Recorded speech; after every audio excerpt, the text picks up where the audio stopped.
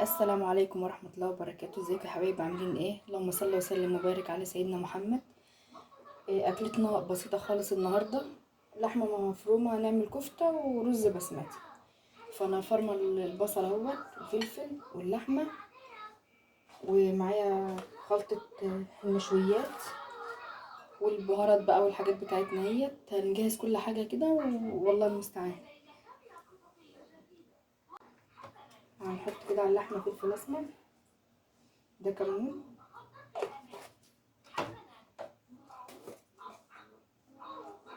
فلفل اسمر،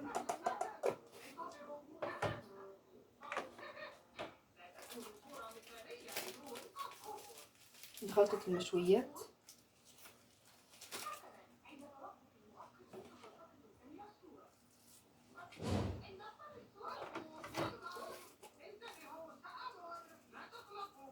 هنحط الملح،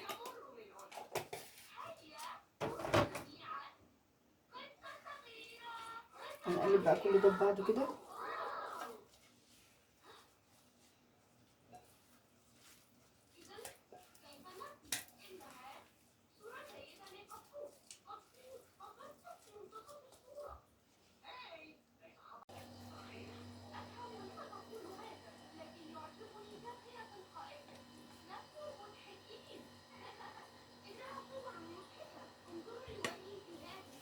حطينا البصل،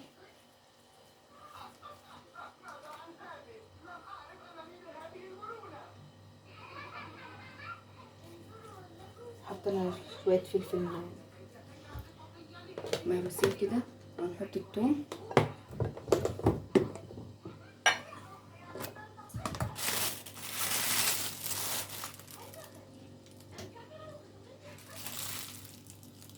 الحاجات دي انا بفرزها كده وبحطها في التلاجة يعني.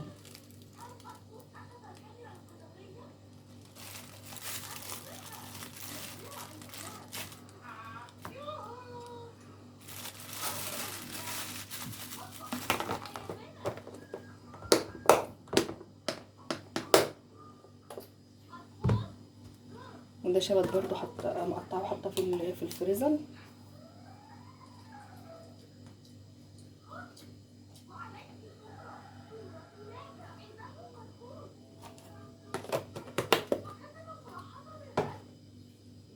هنقلب بقى كل ده في بعضه كده.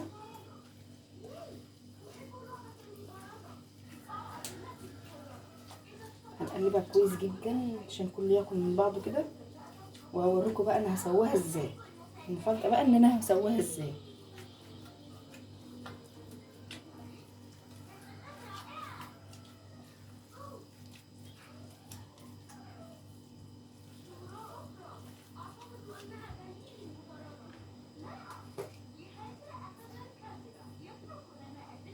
حبة بابريكا حمرا كده،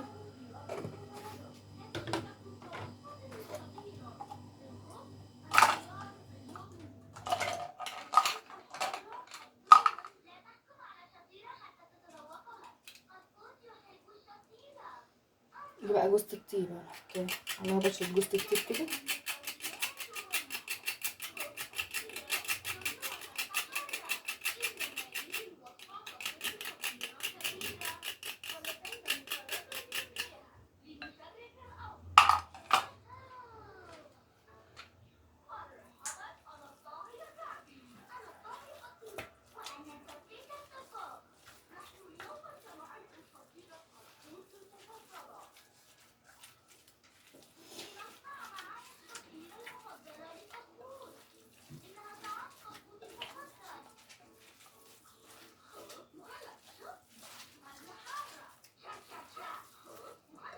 يعني عشان ما فيش جوانتي مش عارفه اقلب بايدي.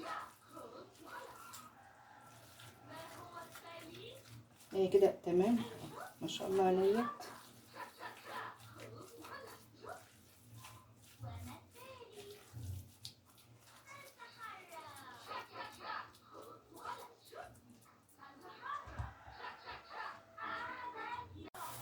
هغطيها بقى بالغطا الكيس اللي هو بتاع الاكل ده كده، ماشي، ونسيبها ايه ترتاح شويه عم اجهز الرز البسمتي.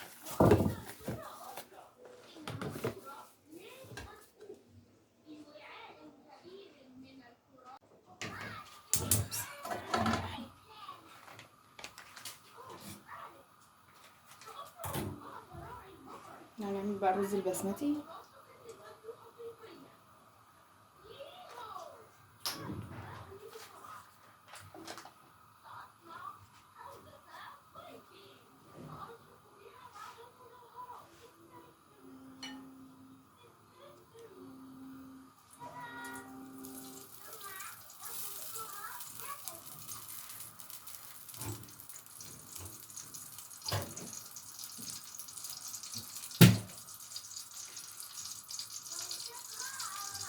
حطينا معلقه كبيره سمنه ونحط شويه زيت صغيرين.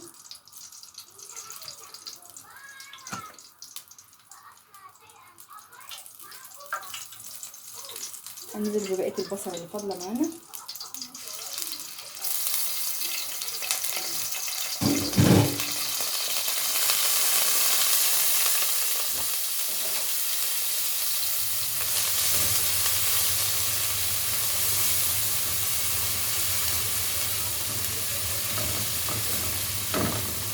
هنقلبها كويس كده عند ما تاخد لون حلو. ونحطين عليها ايه، فص توم،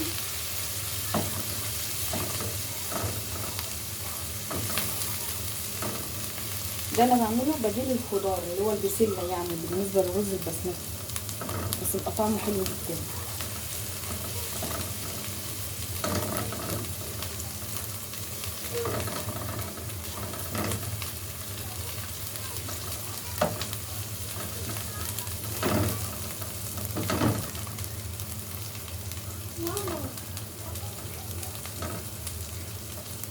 نعم يا حب.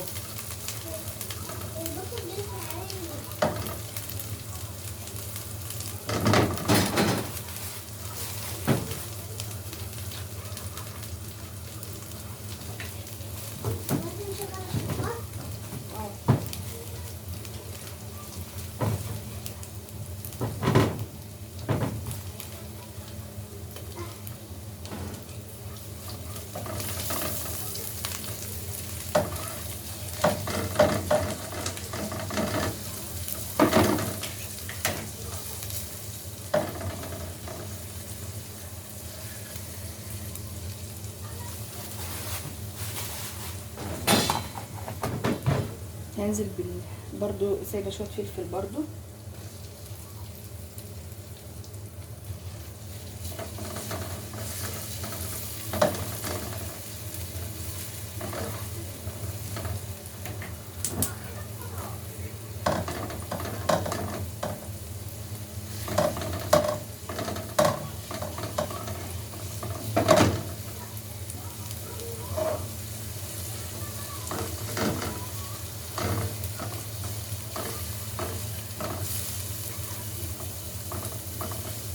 انا غاسله الرز عامل زمان يعني ساعه بسمله بنتي ما جابته الصبح وانا غاسلاه ونقعاه.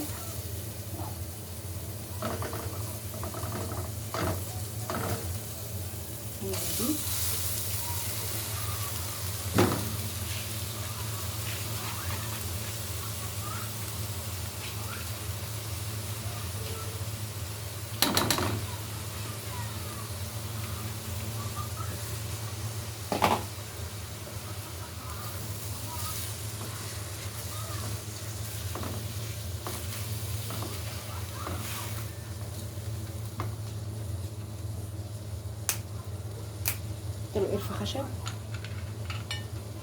وليمون مجفف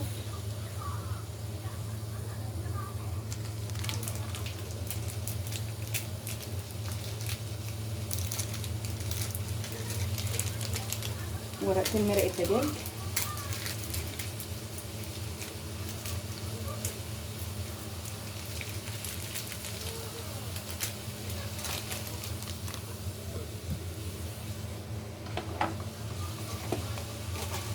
هنحط ورق لوري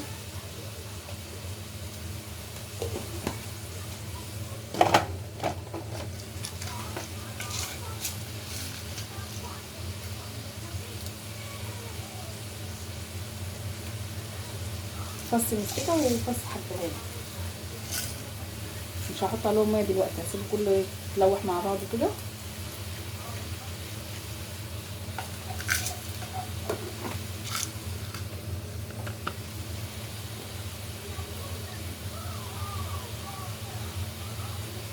حبه كركم،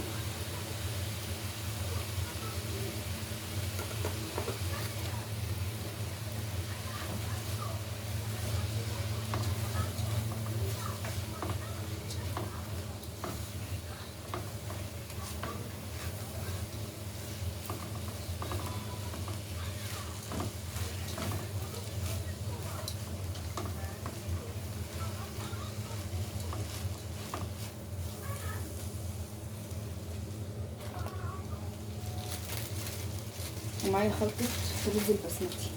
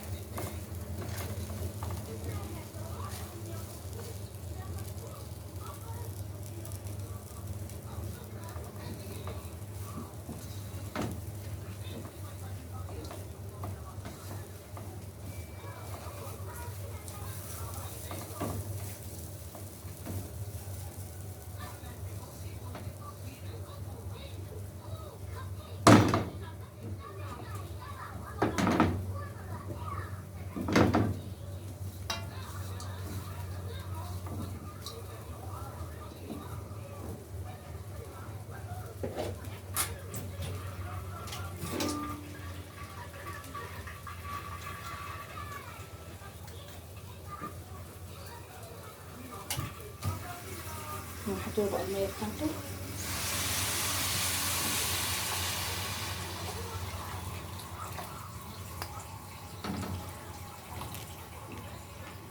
بس يا حبيبي انتي ايه ده؟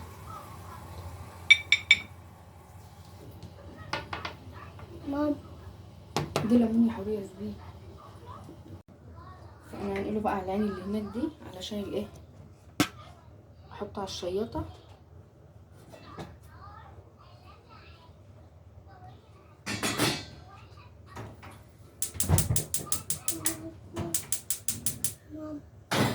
مام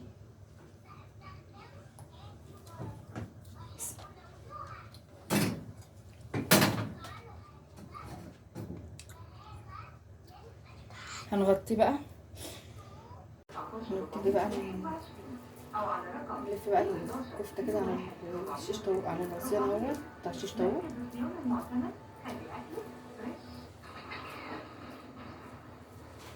من 50 سنة سينا كانت الطريق لتحرير أرضنا، والنهاردة اتغيرت حربنا، وسينا كولا وكل شركة مصرية في بلادنا هي الطريق لتحرير. دي بقى نعمل الكفته اهوت على العصيان.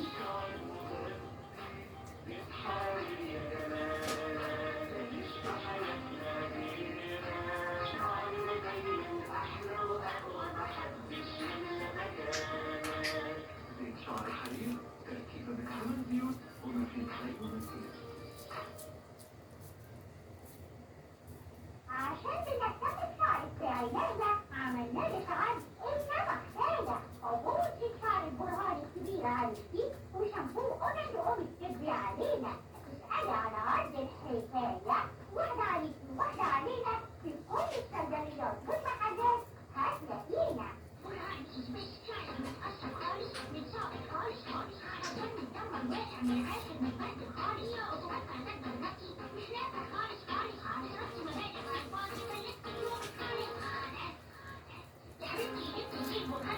انا كنت نسيت احط البقسماط وحطيتها.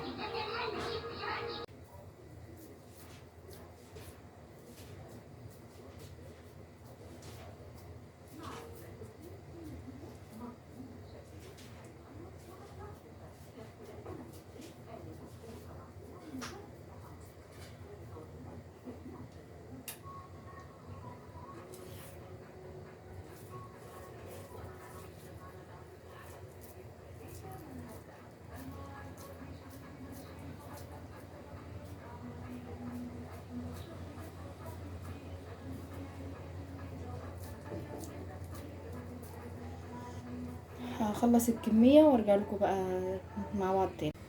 كده الكفته عملناها مع بعض اهيت تمام. هسويها مع الرز البسمتي.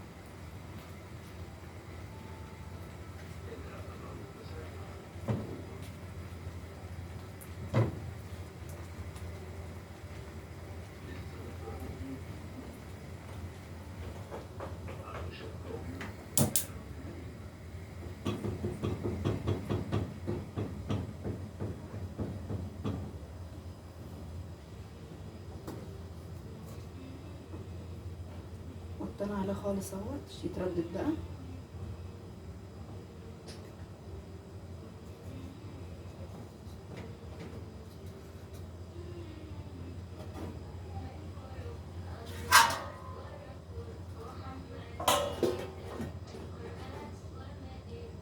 بس كده.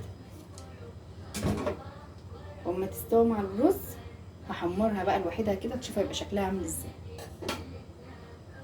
انا قلت بقى وانا بعمل السلطه عما الاكل بقى يستوي على البوتاجاز دردش معاكم شويه. هو ليه الواحد في الايام اللي احنا فيها دي الطيب بيبقى وحش قوي والله بجد؟ يعني ليه الواحد لما بيبقى طيب بتبقى الناس كلها شايفاه وحش عشان طيب؟ ولو على ههطل او بعد الواحد امه ما بتموت بيحس ان الدنيا كلها سودا في وشه بامانه. يعني كل ما الواحد يقرب لحد ويقول ده اختي صاحبتي قريبتي إيه، يعني اعتبرها حاجه ليا تطلع ولا حاجه. ليه؟ يعني في الايام اللي احنا فيها دي كل واحد بيقول يلا نفسي. مش عارفه والله. يعني انا كنت اتمنى ان كان يبقى ليا اخت كانت بتقلها تحس بيا اكتر من كده او هتبقى جنبي. بس انا كل ما اقرب من حد واقول دي اختي او كده او هتبقى قريبه ليا او كده فجاه تلقي الدنيا موازينها اتقلبت. ليه؟ هو انا لو عاملت الناس بمعاملتها هو انا ابقى وحشه؟ يعني انا لو عملت دي وحش ودي وحش ودي وحش ودي وحش زي ما بيعاملوني او زي ما شفت منهم هبقى انا وحشه؟ ليه الناس بتتكبر على بعضها؟ وليه الناس لما بتشوف نفسها قوي بتتكبر على غيرها وبتسوق فيها وتبقى عايزه تشوف نفسها هي الكبيره وهي الشاطره وهي الحلوه وهي كل حاجه؟ ليه؟ الدنيا مش مستاهله والله ما مستاهله. الناس لما تحب بعضها وتبقى قلوبها صافيه وتبقى قلوبها نظيفه وكويسه هتبقى احسن من كده وهيبقى في امان احسن من كده ويبقى في رضا ربنا علينا احسن من كده. لكن انا في اي مكان انا روحته ما شفتش فيه الحب والحنيه وان حد عوضني. حنان امي الله يرحمها والف رحمه تنزل عليها هي وابويا يا رب. كل ابهاتنا وامهاتنا المتوفيين ودي طولة العمر لكل ام وكل اب عايش. اللهم امين يا رب. ليه بقى؟ ليه والله الواحد نفسيته زي الزفت. يعني مش عارف يتعامل مع الناس ازاي. يتعامل معاهم حلو يعاملوه وحش، يتعامل معاهم وحش برضو يعاملوه وحش. اتعامل معاهم ازاي؟ مش عارفه. فانا قلت اقتصر نفسي وابقى لوحدي، لا اكلم حد ولا حد يكلمني ولا اشوف حد ولا حد يشوفني. يبقى انا كده غلطانه ولا صح ولا ايه؟ يا ريت حد يرد عليا في الكومنتات ويعرفني يقول لي يعني انا كده كلامي صح ولا غلط، ولا انا مش معدتش لاقيه اصلا حد في الايام اللي احنا فيها ديت يتعامل بمعامله اخت او اخ او صاحبه قريبه ليكي او كده.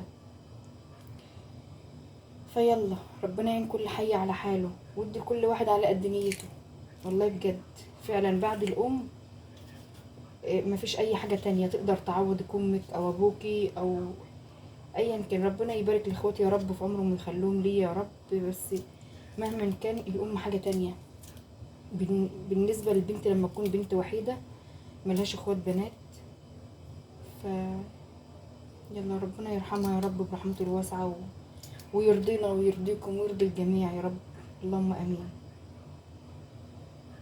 انا كده حطيتها اهوت على صينيه ودخلتها فرن البوتاجاز اهوت احمرها، وبعمل لها فحمايه عشان احطها في وسطهم كده يبقى ريحتها ايه، كفته بالفحم. دي كده الكفته في الفرن اهي احمرت اهيت، ماشي. وده الفحم حطاه في كوبايه، احط على نقطه زيت،